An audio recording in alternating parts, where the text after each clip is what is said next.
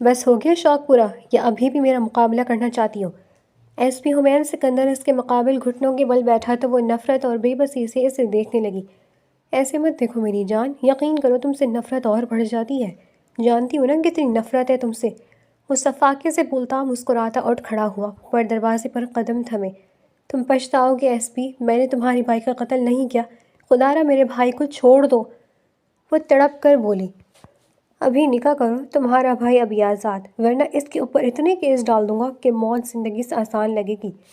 وہ جو اس کے آگے جھکنے کا ارادہ نہیں رکھتی تھی اب مجبور ہو چکی تھی، اور بالآخر بے گناہ ہوتے اس نے حمین سکندر سے نکاح کیا تھا، اور نکاح کے بعد یہ دوسری اذیت۔ بس ہو گیا شوق پورا یا اب بھی میرا مقابلہ کرنا چاہتی ہو؟ ایس پی حمین سکندر کے بھاری بوٹوں کی آواز تھمی اور وہ اس کے مقابل گھٹنوں کے بل بیٹھ گیا۔ اس کے لہجے میں برف جیسی ٹھنڈک اور طنز کا زہر گھلا ہوا تھا۔ سمائرہ جو زمین پر نڈھال پڑی تھی، اس نے بمشکل سر اٹھا کر اسے دیکھا۔ اس کے چہرے پر نیل کے نشان تھے اور آنکھوں میں بے پناہ خوف اور بے بسی پھیلی ہوئی تھی۔ وہ اسے نفرت سے دیکھنے لگی جیسے اپنی نظروں سے شخص کا وجود مٹا دینا چاہتی ہو۔ حمین نے اس کی نظروں کا مفہوم بھاپ لیا۔ اس کے لبوں پر ایک شفاف مسکراہٹ ابھری۔ اس نے ایک انگلی سے سمائرہ کی ٹھوری کو اوپر کیا اور دباؤ ڈالتے ہوئے بولا، ایسے مت دیکھو میری جان، یقین کرو تم سے نفرت اور بڑھ جاتی ہے۔ جانتی ہو نا کتنی نفرت ہے تم سے۔ سمائرہ نے جھٹکے سے اپنا چہرہ اس کی گرفت سے آزاد کروایا۔ یہ ظلم ہے حمین سکندر، ایک بے گناہ پر ظلم کر رہے ہو تم، پچھتاؤ گے۔ اس کی آواز میں نخاہت تھی مگر لہجہ اب بھی ٹوٹا نہیں تھا۔ حمین سکندر ہنسا، ایک ایسی ہنسی جس میں صرف انتقام کی آگ تھی۔ وہ آہستگی سے اٹھ کھڑا ہوا، اپنے یونیفارم کی آستین درست کی اور مڑ کر چلنے لگا۔ حوالات کا وہ سرد اور تاریک کمرہ سمائرہ کو نگلنے کے لیے تیار تھا۔ دروازے پر پہنچ کر حمین کے قدم تھم گئے۔ اس نے مڑ کر نہیں دیکھا، بس اسپاٹ لہجے میں کہا، انسپکٹر، اس لڑکے کو ابھی شفٹ کرو، آج رات ہی مقابلہ دکھانا ہوگا، ہمیں فائل کل تک کلوز کرنی ہے۔ سمائرہ کے کانوں میں جیسے پگھلا سیسا انڈیل دیا گیا ہو، اس کا دل ایک لمحے کے لیے دھڑکنا بھول گیا۔ وہ سمجھ گئی کہ حمین کس کی بات کر رہا ہے، اس کا چھوٹا بھائی عادل، جو اس دنیا میں اس کا واحد سہارا تھا، اکلوتا رشتہ تھا جس کے لیے وہ اپنا سب کچھ وار سکتی تھی۔ اسی لیے وہ تڑپ کر اٹھی اور سلاخوں کی طرف بھاگی۔ تم پچھتاؤ گے ایس پی، میں نے تمہارے بھائی کا قتل نہیں کیا، خدا کے لیے میرے چھوٹے بھائی کو چھوڑ دو، وہ معصوم ہے حمین۔ وہ چیخ رہی تھی، رو رہی تھی، اپنے ہاتھوں سے سلاخوں کو پیٹ رہی تھی۔ حمین سکندر واپس پلٹا، اس کی آنکھوں میں خون اتر آیا تھا۔ وہ تیزی سے سلاخوں کے قریب آیا اور سمائرہ کی کلائی سلاخوں کے درمیان سے پکڑ کر مروڑ دی۔ سمائرہ کے منہ سے درد بھری سسکی نکلی۔ معصوم؟ حمین گرجا، میرا بھائی بھی معصوم تھا سمائرہ، جسے تم نے مار دیا۔ اب تم مجھے معصومیت کا درس مت دو، میں نے نہیں مارا اسے، میں قسم کھاتی ہوں، میرے سب میں کوئی عمل دخل نہیں تھا۔ وہ روتے ہوئے گڑ گڑائی، عادل کو کچھ مت کہنا، وہ بچہ ہے۔ حمین نے اس کی کلائی کو جھٹکے سے چھوڑا۔ اس نے جیب سے سگریٹ نکالی، سلگائی اور دھواں فضا میں بکھیرتے ہوئے سرد بھیری سے بولا، ایک ہی راستہ ہے۔ سمائرہ نے بھیگے پلکوں سے اسے دیکھا، امید کی ایک موہم سی کرن جاگی۔ کیا؟ میں کچھ بھی کرنے کو تیار ہوں، بس عادل کو چھوڑ دو۔ حمین کی آنکھوں میں ایک عجیب سی چمک آئی، جیسے شکاری اپنے شکار کو جال میں پھنستا دیکھ کر مسکراتا ہے۔ ابھی نکاح کرو مجھ سے۔ سمائرہ کو لگا اس نے غلط سنا ہے، وہ ششدر رہ گئی۔ نکاح؟ ہاں نکاح۔ حمین نے سگریٹ کا کش لیتے ہوئے اس کے چہرے پر دھواں چھوڑا۔ تمہارا بھائی ابھی آزاد ہو جائے گا، ورنہ اس کے اوپر اتنے کیس ڈال دوں گا کہ موت زندگی سے آسان لگے گی۔ جیل کی وہ کال کھوٹری جہاں سورج کی روشنی نہیں پہنچتی، وہاں تمہارا بھائی ساری عمر سڑتا رہے گا۔ فیصلہ تمہارا ہے، نکاح کرنا ہے یا کال کھوٹری؟ سمائرہ کا وجود کانپنے لگا۔ یہ کیسا سودا تھا؟ وہ شخص جو اس سے شدید نفرت کرتا تھا، جو اسے اپنے بھائی کا قاتل سمجھتا تھا، وہ اس سے نکاح کیوں کرنا چاہتا تھا؟ یقیناً یہ محبت نہیں تھی، یہ انتقام کا کوئی نیا اور بھیانک طریقہ تھا۔ کیوں؟ سمائرہ نے لرزتے ہونٹوں سے پوچھا۔ مجھ سے نفرت کرتے ہو تو پھر نکاح کیوں؟ مجھے مار کیوں نہیں دیتے؟ حمین سلاخوں کے قریب آیا اور دھیمی سرگوشی نما آواز میں بولا، مار دیا تو کھیل ختم ہو جائے گا سمائرہ، موت تو ایک پل کی تکلیف ہے، میں تمہیں زندگی دینا چاہتا ہوں، ایسی زندگی جو موت سے بدتر ہو۔ میں تمہیں اپنے گھر لے جا کر اپنی نظروں کے سامنے رکھ کر ہر پل ہر لمحہ یہ احساس دلاؤں گا کہ تم نے مجھ سے میرا بھائی چھینا ہے۔ میں تمہیں وہ درجہ دوں گا جہاں تم نہ جی سکو گی نہ مر سکو گی۔ باہر سے انسپیکٹر کی آواز آئی، سر گاڑی تیار ہے عادل کو لے جانے کے لیے۔ یہ آخری دم بھی تھی۔ یہ آواز سن کر وہ کانپ اٹھی۔ سمائرہ کے پاس سوچنے کا وقت نہیں تھا۔ اس نے اپنی انا، اپنی عزت نفس، اپنی خواہشات، سب کچھ اپنے بھائی کی زندگی کے لیے قربان کرنے کا فیصلہ کر لیا۔ وہ جو اس کے آگے جھکنے کا ارادہ نہیں رکھتی تھی اب مجبور ہو چکی تھی۔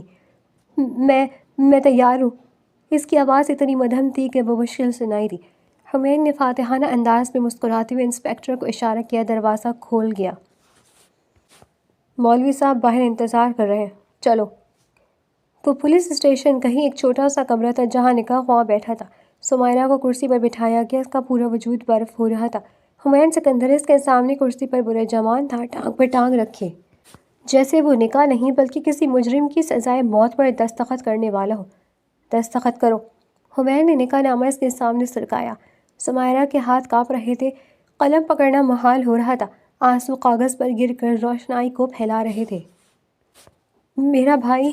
اس نے لکھتے ہوئے رک کر پوچھا۔ حمید نے فون نکالا اور اسپیکر آن کیا۔ عادل کو گھر چھوڑاؤ، اس نے حکم دیا۔ دوسری طرف سے یس سر کی آواز آئی۔ اب سائن کرو، میرا صبر جواب دے رہا ہے۔ حمید نے میز پر مکہ مارا۔ سمائرہ نے آنکھیں بند کی، ایک گہرا سانس لیا اور کانپتے ہاتھوں سے اپنے نام کے دستخط کر دیے۔ اور اس کے ساتھ ہی اس کی آزادی، اس کی خوشیاں اور اس کی ذات ہمیشہ کے لیے جیسے قید ہو گئی ہو۔ مبارک ہو بیگم صاحبہ۔ حمید کی آواز میں زہر گھلا ہوا تھا۔ نکاح نامہ سمیٹتے ہی حمید کا رویہ یکسر بدل گیا۔ وہ جو کچھ دیر پہلے تک صرف سخت تھا اب ایک وحشی لگ رہا تھا۔ اس نے سمائرہ کا بازو اتنی زور سے پکڑا کہ وہ کرا اٹھی۔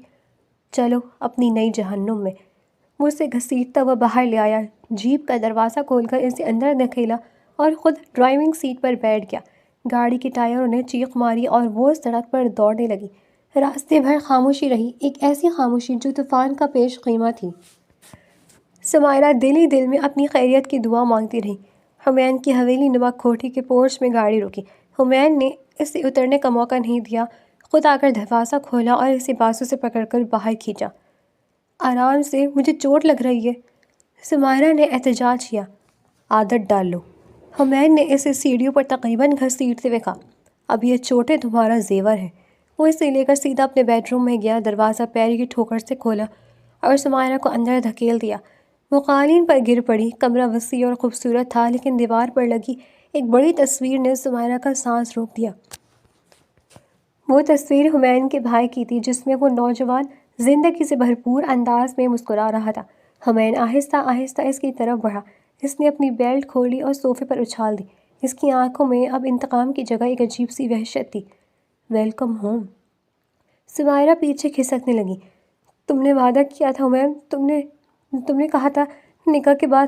میں نے کہا تھا نکاح کرو، بھائی بچ جائے گا، وہ بچ گیا۔ حمید نے جھک کر اس کا چہرہ دبوچ لیا۔ لیکن میں نے یہ وعدہ کب کیا تھا کہ میں تمہیں بخش دوں گا؟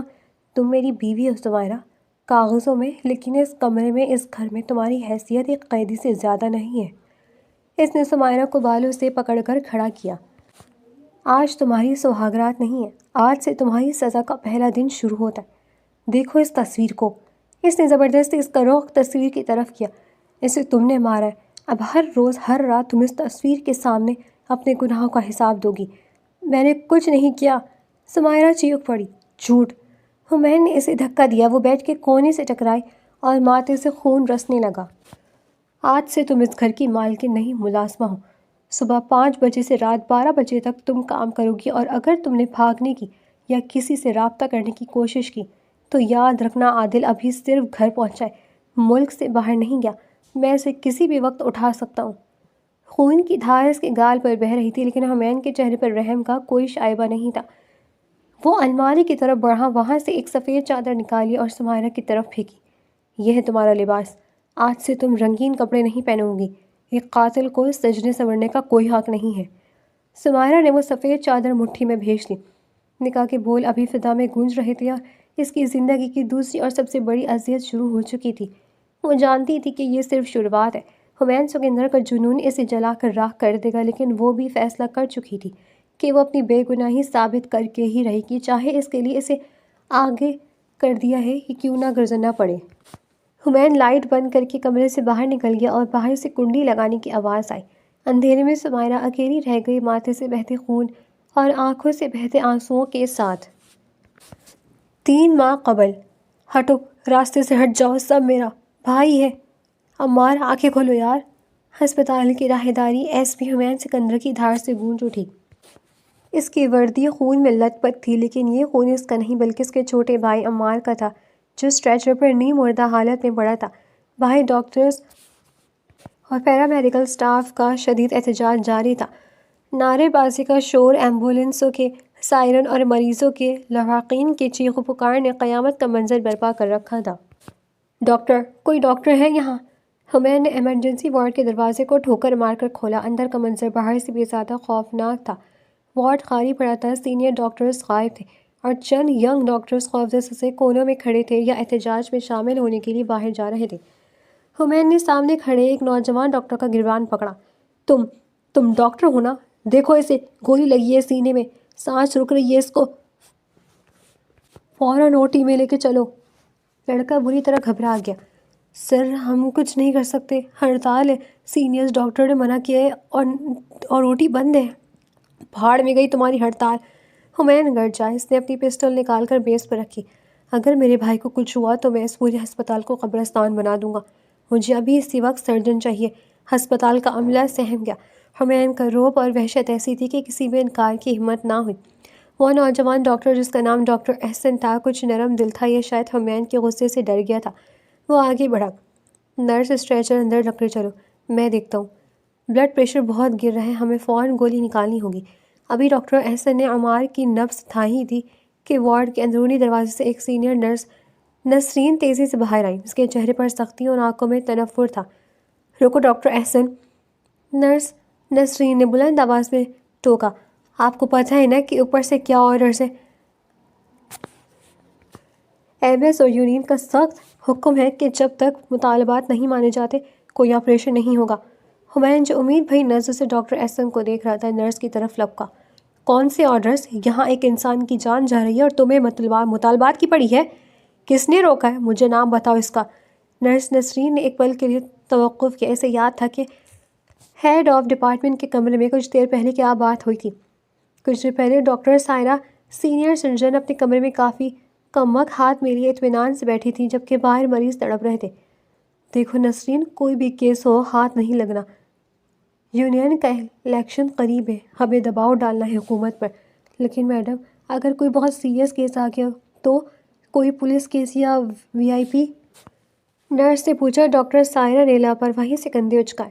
تو کہہ دینا ڈاکٹر نے منع کیا. اور ہاں، میرا نام مت لینا. وہ جو نئی لڑکی آئی ہے نا، ڈاکٹر سمائرہ، اس کا نام لگا دینا. وہ آج چھٹی پر ہے، ویسے بھی نہیں ہے، کسی کو پتہ نہیں چلے گا، اور اگر انکوائری ہوئی بھی تو سارا ملبہ اس پر گرے گا. نرس نسرین اپنی سوچ میں گم تھی جب حمین سکندر نرس کے سر پر کھڑا تھا. میں پوچھ رہا ہوں کس نے منع کیا ہے؟ نسرین نے گھبرا کر ادھر ادھر دیکھا اور پھر وہی جھوٹ بول دیا جو اسے سکھایا گیا تھا. ڈاکٹر سمائرہ. ڈاکٹر سمائرہ نے سختی سے منع کیا ہے. وہ اس وقت انچارج ہے اور انہوں نے چابی اپنے پاس رکھی ہے. ان کی اجازت کے بغیر پتہ بھی نہیں ہل سکتا. سمائرہ؟ حمین نے یہ نام زیر لب دہرایا جیسے اپنے ذہن میں نقش کر رہا ہو. کہاں یہ عورت؟ بلاؤ اسے. وہ راؤنڈ پر ہے شاید، یا اپنے آفس میں، لیکن وہ نہیں مانیں گی. وہ بہت اصول پسند بنتی ہے، کہتی ہیں پہلے تنخواہ بڑھے گی پھر مریض بچیں گے. نرس نے جلتی پر تیل چھڑکا. حمین نے عمار کی طرف دیکھا جس کا جسم اب ٹھنڈا پڑ رہا تھا. اس کا رنگ زرد ہو چکا تھا اور سانسیں اکھڑ رہی تھیں. بھائی، حمین بھائی. عمار نے بمشکل آنکھیں کھول کر اسے پکارا. میں یہی ہوں عمار، کچھ نہیں ہوگا تجھے. عمار کی آنکھوں میں آنسو تیرنے لگے. وہ دوبارہ نرس کی طرف مڑا. اس بار اس کے لہجے میں دھمکی نہیں بلکہ ایک بھائی کی بے بسی تھی. دیکھو اسے بچا لو، میں ہاتھ جوڑتا ہوں، جو مانگو گی دوں گا، بس اسے آپریشن تھیٹر لے جاؤ. اس ڈاکٹر سمائرہ سے کہو کہ میں SP ہوں، میں اس کے سارے مطالبات ماننے میں مدد کروں گا، بس میرے بھائی کو نہ مارے. نسرین کی آنکھوں میں لالچ چمک اٹھا. یہ موقع تھا پیسے بنانے کا. اس نے ڈاکٹر احسن کو اشارے سے خاموش رہنے کو کہا اور حمین کو سائڈ پر لے گئی.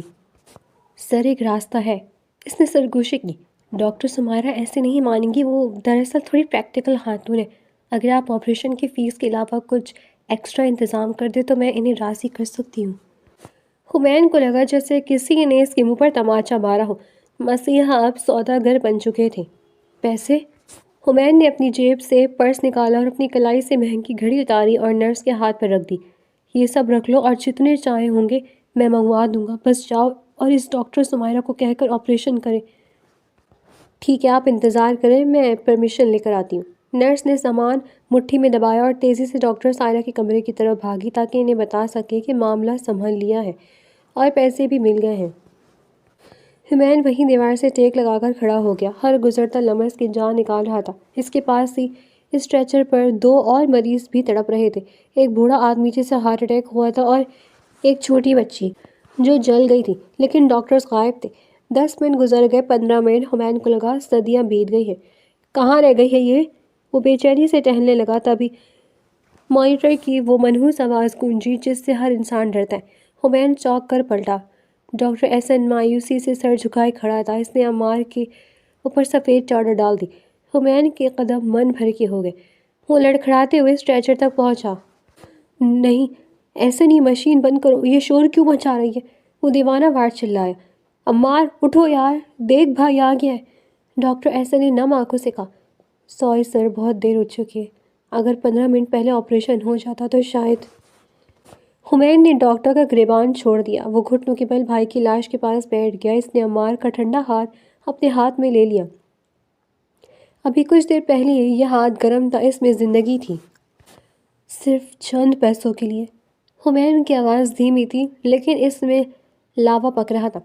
صرف اپنی انا اور پیسوں کے لیے تم نے میرے بھائی کو مار دیا ڈاکٹر سمیرہ۔ اسی لمحے ساتھ والے اسٹریچر سے بھی رونے کی آوازیں آنے لگیں۔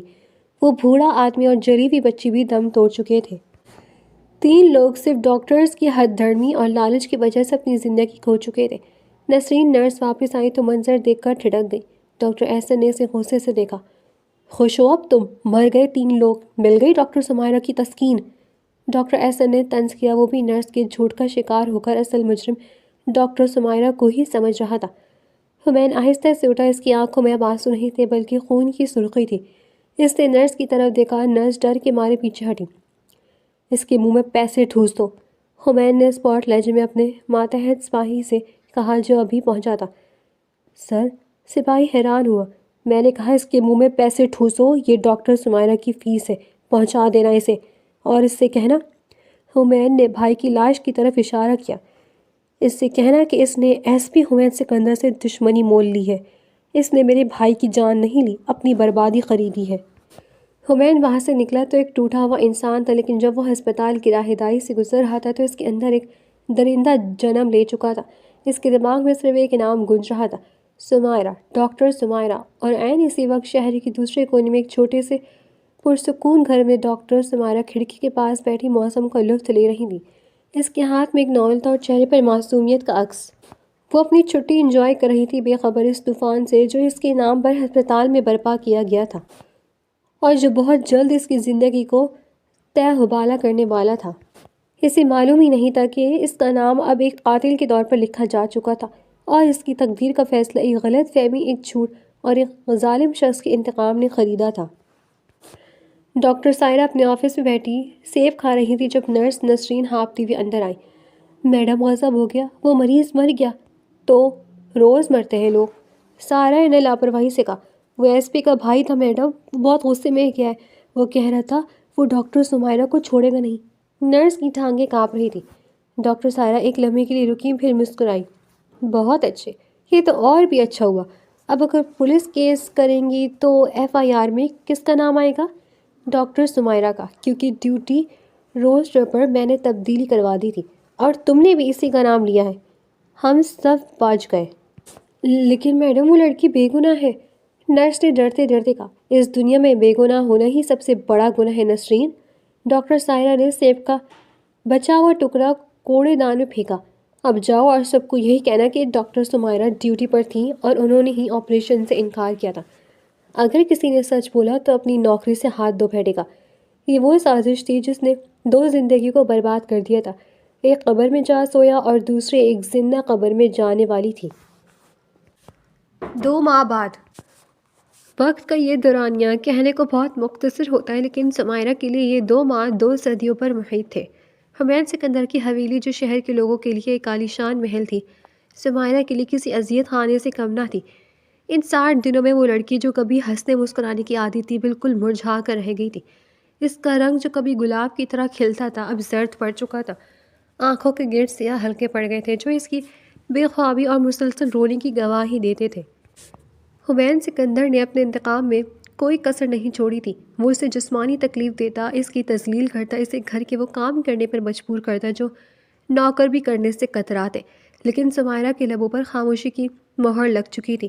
نہ کوئی شکوہ، نہ کوئی شکایت، اور نہ ہی ہمایون کی آنکھیں رحم کی بھیک۔ وہ بس مشین کی طرح کام کرتی رہتی۔ صبح 5 بجے سے رات گئے تک وہ چلتی پھرتی لاش بنی رہتی۔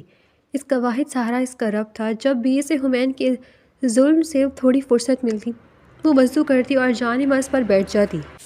قرآن کی تلاوت اور سجدوں میں بہنے والے آنسو ہی اس کا مرہم تھے۔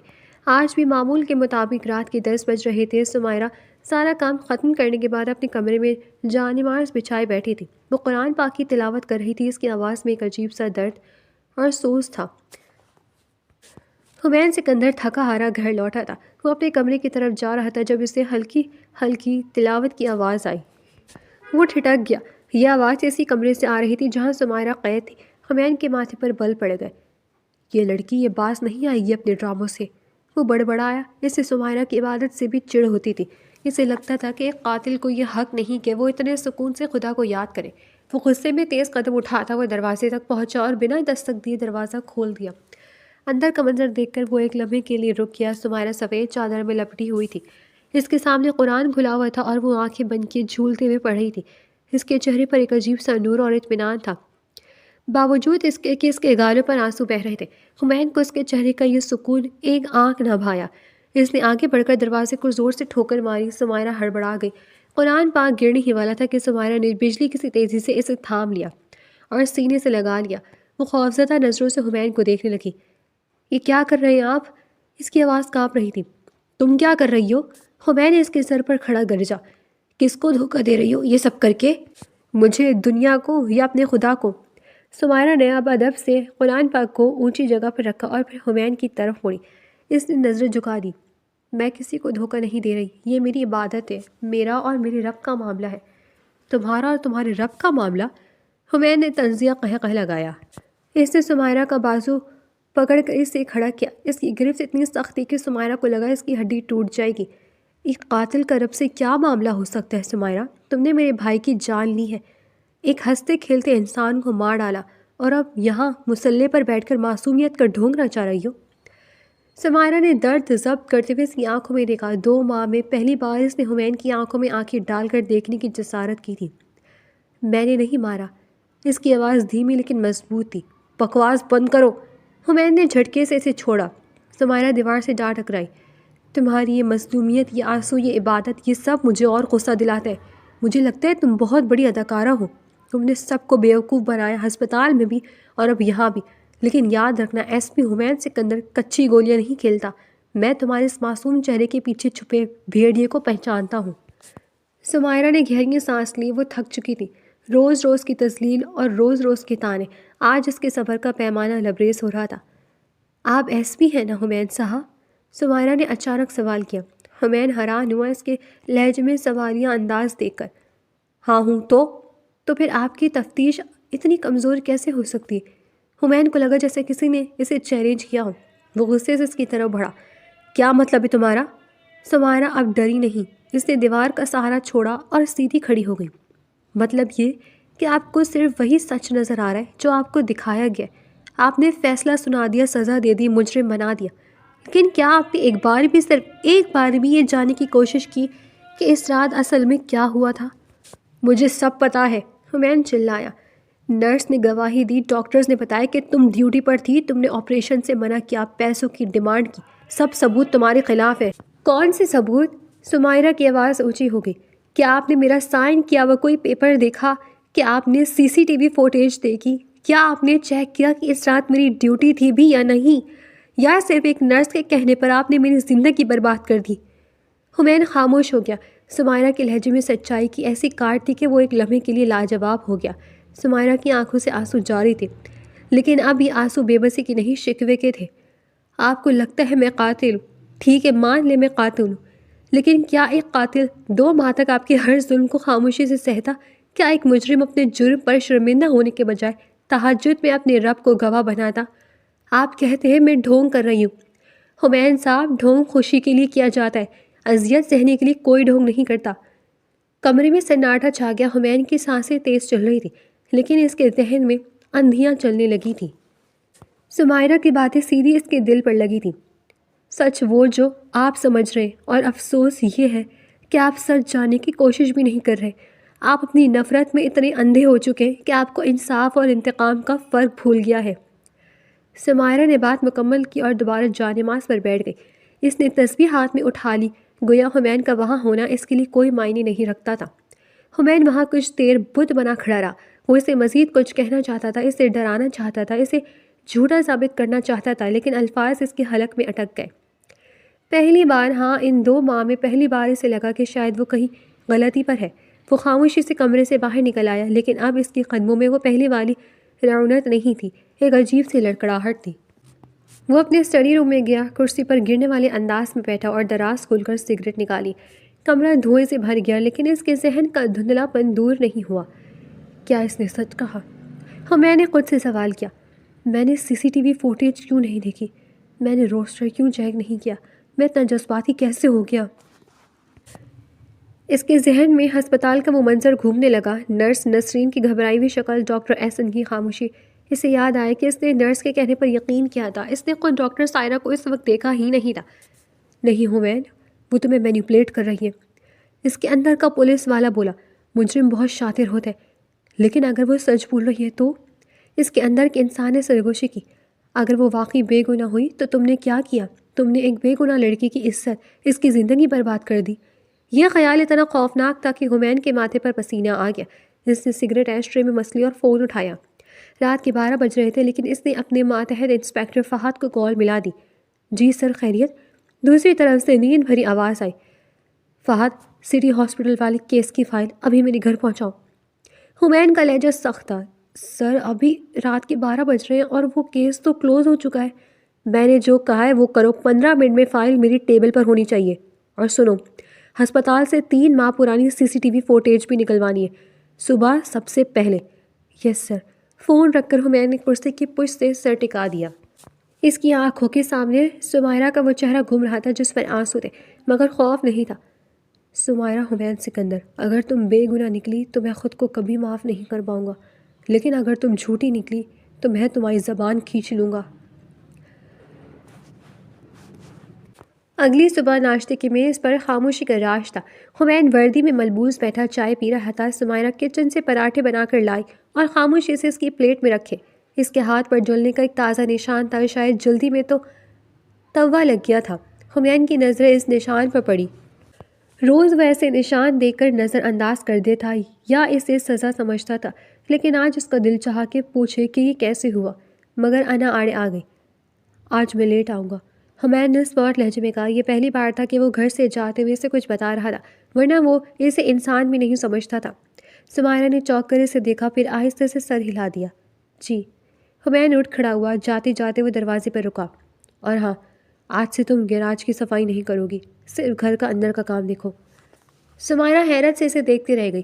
یہ نرمی، یہ تبدیلی، حمین سکندر کو کیا ہوا تھا؟ وہ نہیں جانتی تھی کہ اس کے کل رات کے الفاظ نے حمین کی ضمیر کو جھنجھوڑ دیا تھا۔ حمین گاڑی میں بیٹھا اور فائل کھولی جو فہد رات کو دے گیا تھا۔ فائل کے پہلے صفحے پر ڈاکٹرز کی لسٹ تھی۔ Head of department doctor Saira, senior surgeon, junior doctor doctor Samaira, medical officer. Hamin کی آنکھیں پھیل گئیں۔ سائرہ اور سمائرہ، اس کے ذہن میں دھماکہ ہوا۔ ناموں کی مشابہت بہت حیران کن تھی۔ اس نے تیزی سے ڈیوٹی روسٹر والا صفحہ پلٹا۔ اس دن کی تاریخ، doctor Saira on duty, doctor Samaira leave پر تھی۔ حمین کے ہاتھوں سے فائل گرتے گرتے بچی۔ اس کا دم گھٹنے لگا۔ یا خدایا، یہ میں نے کیا کر دیا؟ اس نے ڈرائیور کو چیخ کر کہا، ہسپتال چلو فوراً، گاڑی کرو۔ ہسپتال کی طرف مڑ گیا۔ حمین کا دل زور زور سے دھڑک رہا تھا۔ شک اب یقین میں بدلنے لگا تھا۔ اگر نرس نے جھوٹ بولا تھا، اگر ڈاکٹر سائرہ اصل مجرم تھی، تو اس کا مطلب تھا کہ پچھلے 2 ماہ سے وہ جس لڑکی پر ظلم کر رہا تھا وہ واقعی پاک دامن تھی۔ ہسپتال پہنچ کر حمین سیدھا ایڈمنسٹریشن بلاک میں گھس گیا۔ مجھے 3 ماہ پہلے کی ریکارڈنگز اور حاضری کا رجسٹر چاہیے ابھی۔ کلرک گھبرا گیا۔ سر وہ پرانا ریکارڈ اگر 5 منٹ میں ریکارڈ نہ ملا تو میں یہ ہسپتال سیل کر دوں گا۔ حمین کی دھار سے آفس لرز گیا۔ 10 منٹ بعد حمین کمپیوٹر اسکرین کے سامنے کھڑا تھا۔ ویڈیو چل رہی تھی۔ ویڈیو میں صاف نظر آ رہا تھا کہ حمین بھائی کو لے کر آ رہا ہے۔ نرس نسرین بھاگتی ہوئی ایک کمرے میں جاتی ہے جس کے باہر ڈاکٹر سائرہ کی تختی لگی ہے۔ وہ واپس آتی ہے اور حمین سے بات کرتی ہے۔ پھر ویڈیو میں ڈاکٹر سائرہ کمرے سے نکل کر مسکراتی ہوئی نظر آتی ہے۔ جب حمین اپنے بھائی کی لاش لے کر جا رہا ہوتا ہے اور سمائرہ وہ تو پورے ہسپتال میں کہیں نظر نہیں آ رہی تھی۔ حمین نے مٹھی اتنی زور سے میز پر ماری کہ شیشہ چٹک گیا۔ سچائی اس کے سامنے برہنہ ہو چکی تھی۔ اس نے ایک بے گناہ کو اپنی نفرت کی بھیڑ چڑھا دیا تھا۔ اس نے اس لڑکی کی زندگی برباد کر دی تھی جس کا اس موت سے کوئی تعلق ہی نہیں تھا۔ اس کے کانوں میں سمائرہ کی آواز گونجنے لگی۔ سچ وہ نہیں جو آپ سمجھ رہے، آپ نے تحقیق نہیں کی۔ ندامت، شرمندگی اور پچھتاوے کا ایک طوفان تھا جو حمین سکندر کو اپنی لپیٹ میں لے رہا تھا۔ وہ وہیں کرسی پر ڈھہ گیا۔ ایک بہادر پولیس آفیسر آج اپنی ہی نظروں میں گر چکا تھا۔ میں نے کیا کر دیا؟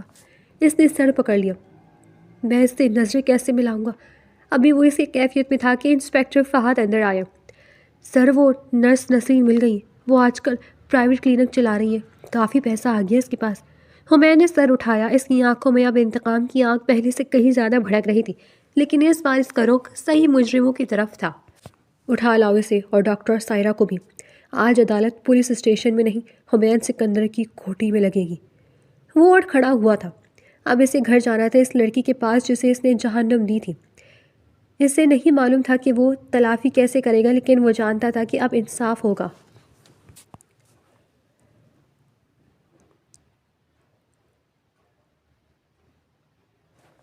پولیس اسٹیشن کا تفتیشی کمرہ آج عدالت کا منظر پیش کر رہا تھا۔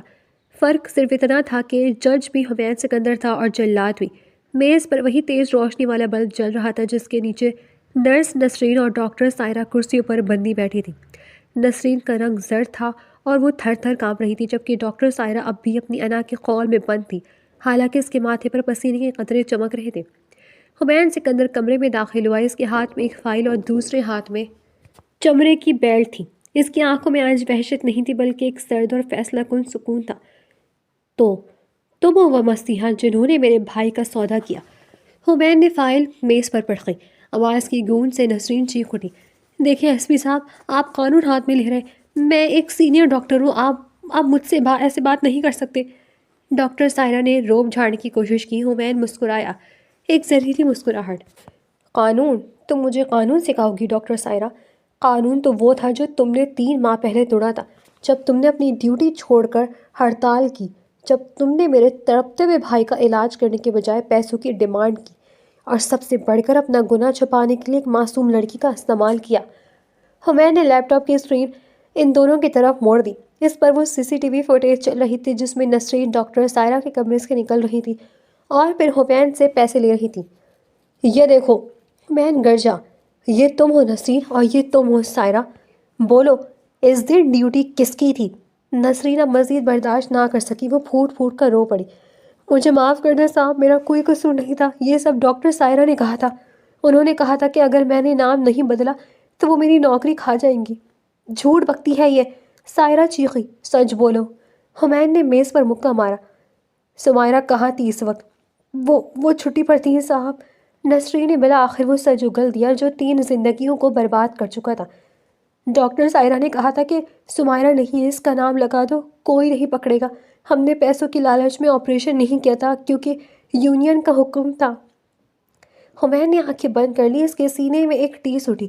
اس کا شک یقین میں بدل چکا تھا۔ سمائرہ بے گناہ تھی، بالکل پاک اور شفاف، اور اس نے اس معصوم کے ساتھ کیا کیا تھا؟ حمین ڈاکٹر سائرہ کے قریب گیا۔ تم نے صرف میرے بھائی کو نہیں مارا ڈاکٹر سائرہ، تم نے ایک زندہ انسان کو بھی مار دیا۔ تم نے مجھے ایک درندہ بنا دیا۔ تم دونوں پر قتل کا مقدمہ تو چلے گا ہی، لیکن اس سے پہلے تم دونوں کو وہ سزا ملے گی کہ تم موت کی بھیک مانگو گی۔ حمین نے باہر کھڑے لیڈی پولیس اہلکاروں کو اشارہ کیا۔ انہیں لاک اپ میں ڈالو۔ ان پر فراڈ، قتل اور سرکاری ریکارڈ میں رد و بدل کے پرچے کاٹو، اور دھیان رہے ان کی ضمانت نہیں ہونی چاہیے۔ یہ اس شہر کی سب سے عبرتناک سزا بھگتیں گی۔ جب پولیس والے انہیں گھسیٹتے ہوئے لے جا رہے تھے، حمین وہیں کرسی پر ڈھہ گیا۔ اس کا سر ہاتھوں میں تھا۔ مجرم پکڑے گئے تھے، انصاف ہو گیا تھا، لیکن حمین سکندر ہار گیا تھا۔ مجھے معاف کر دو سمائرہ، وہ خالی کمرے میں بڑبڑایا، پچھتاوے اس سے ڈس رہے تھے۔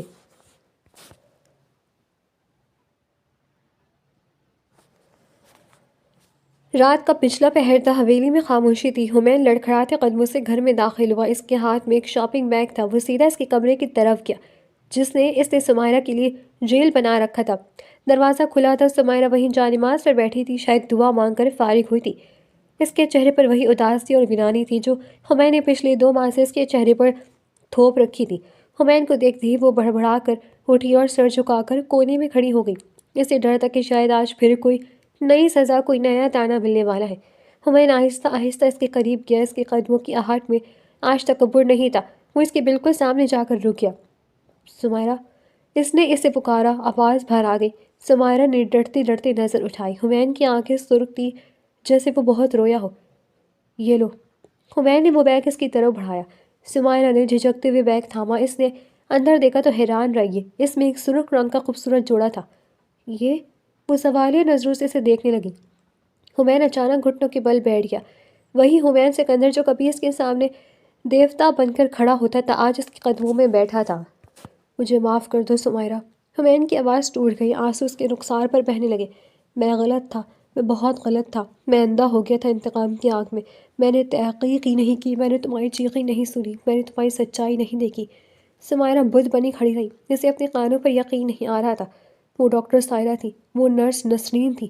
تم بے گناہ تھی سمائرہ، تم بالکل بے گناہ تھی۔ میں نے ایک معصوم کو سزا دی، میں مجرم ہوں تمہارا۔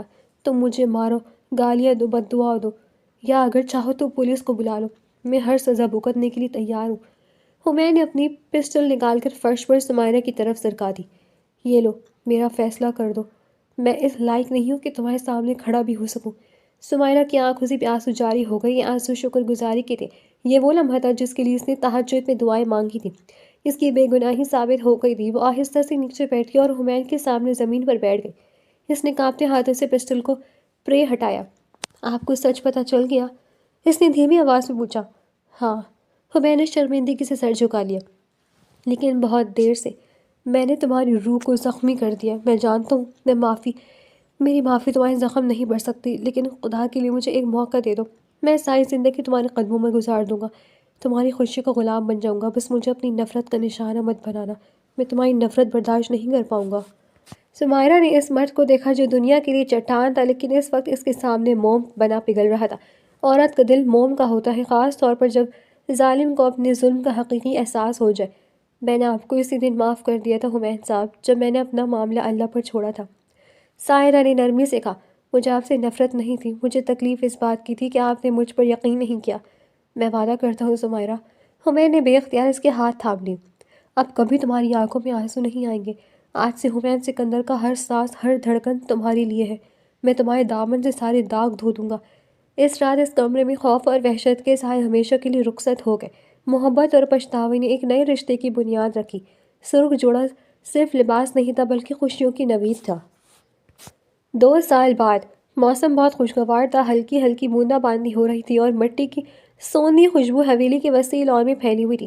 پورچ میں سمائرہ کھڑی تھی، اس نے ہلکی گلابی رنگ کا سوٹ پہنا رکھا تھا اور وہ پہلے سے کہیں زیادہ نکھری ہوئی اور پرسکون لگ رہی تھی۔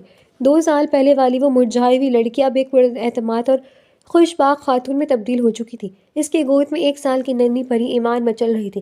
ایمان کی آنکھیں بالکل حمین جیسی تھی اور مسکراہٹ سمائرہ جیسی۔ مما، پاپا، ایمان نے اپنی ٹوٹی پھوٹی زبان میں شور مچایا اور گیٹ کی طرف اشارہ کیا۔ ہاں میری جان، بابا آ رہے ہیں۔ سمائرہ نے پیار سے اس کے گال چومے۔